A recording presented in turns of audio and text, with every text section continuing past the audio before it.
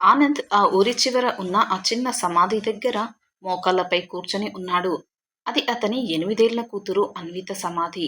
ఒక ఘోరమైన రోడ్డు ప్రమాదం ఆనంద్ ప్రపంచాన్ని చీకటి చేసింది. భార్యను ముందే కోల్పోయిన ఆనంద్ అన్వితను సర్వస్వంగా భావించాడు. కానీ విధి ఆమెను కూడా లాగేసుకుంది. అన్విత చనిపోయి నెల రోజులు కావస్తున్నా ఆనంద్ ఆ నిజాన్ని అంగీకరించలేకపోయాడు.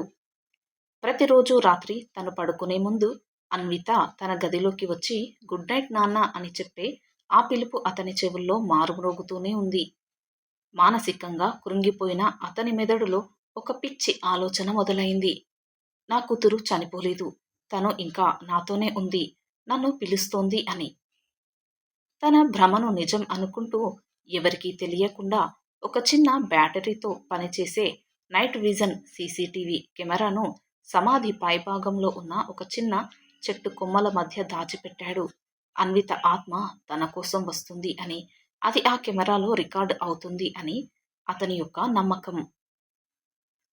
కెమెరా పెట్టిన మరుసటి రోజు ఉదయం ఆనంద్ వణుకుతున్న చేతులతో కెమెరాలోని మెమరీ కార్డ్ని తీసి తన ల్యాప్టాప్కి కనెక్ట్ చేశాడు. అలా కనెక్ట్ చేసి రాత్రి రికార్డింగ్ని ప్లే చేశాడు. మొదటి 2 గంటలు కేవలం గాలికి ఊగుతున్న ఆకులు, నిశ్శబ్దం మాత్రమే ఉన్నాయి. కానీ సరిగ్గా అర్ధరాత్రి 1 గంట దాటిన తర్వాత స్క్రీన్పై ఒక నీడ కదిలింది. ఆనంద్ గుండె వేగంగా కొట్టుకోవడం ప్రారంభించింది. తన కూతురే అని కళ్ళు పెద్దవి చేసి చూశాడు. కానీ అక్కడికి వచ్చింది ఏ దయ్యమో ఆత్మనో కాదు. ఒక మురికి చొక్కా వేసుకున్న 10 ఏళ్ల వీధి బాలుడు. ఆ అబ్బాయి చేతిలో ఒక చిన్న ప్లాస్టిక్ కవర్ ఉంది. వణుకుతున్న కాళ్లతో ఆ సమాధి దగ్గరకు వచ్చాడు. మోకాళ్లపై కూర్చొని అన్విత సమాధిపై ఆనంద్ ఉంచిన పూలమాలను పక్కకు జరిపాడు.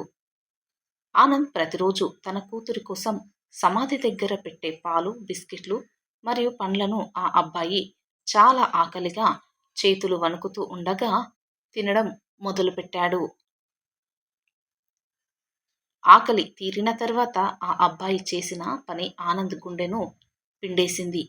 ఆ చిన్నారి సమాధి రాతిపై చెక్కిన అన్విత ఫోటోను తన చిరిగిన చొక్కాతో చాలా ప్రేమగా తుడిచాడు. ఆ ఫోటో వైపు చూస్తూ ఏడుస్తూ, థ్యాంక్యూ.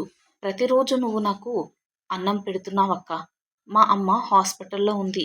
నా దగ్గర డబ్బుల్లేవు.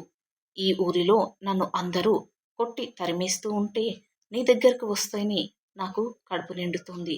నువ్వు దేవతవి అక్కా అని ఆ బాలుడు ఏడ్చుతూ అన్నాడు. ఆ అబ్బాయి సమాధి పక్కనే కాసేపు పడుకొని తెల్లవారుజామున చీకటితోనే అక్కడి నుండి వెళ్ళిపోయాడు. ల్యాప్టాప్ స్క్రీన్పై ఈ దృశ్యం చూసిన ఆనంద్ ఒక్కసారిగా స్తంభించిపోయాడు. కళ్ళ వెంట నీళ్లు సుడులు తిరిగాయి. తన కూతురు ఆత్మరూపంలో రాలేదు. కానీ ఒక ఆకలితో ఉన్న ప్రాణం రూపంలో ఆ సమాధి దగ్గరే బ్రతికి ఉంది అనే విషయం అతనికి అర్థమైంది. అతను వెంటనే క్షణం కూడా ఆలస్యం చేయకుండా ల్యాప్టాప్ అలానే వదిలేసి కన్నీళ్లతో రోడ్డుపై పరుగుపెట్టాడు. ఊరి చివర ఉన్న ఆ సమాధి వైపు ఆ అబ్బాయిని వెతుక్కుంటూ వెళ్ళాడు.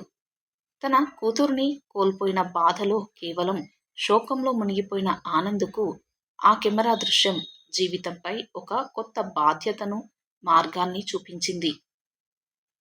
అన్విత జ్ఞాపకార్థం ఆ అబ్బాయిని, అతని తల్లిని ఆదుకోవాలని, ఆ అబ్బాయి చదువు బాధ్యత తనే చూసుకోవాలి అని ఆ తండ్రి నిర్ణయించుకున్నాడు. తన కూతురు ఆ అబ్బాయి రూపంలో మళ్ళీ తన జీవితంలోకి వచ్చింది అని అతడు నమ్మాడు.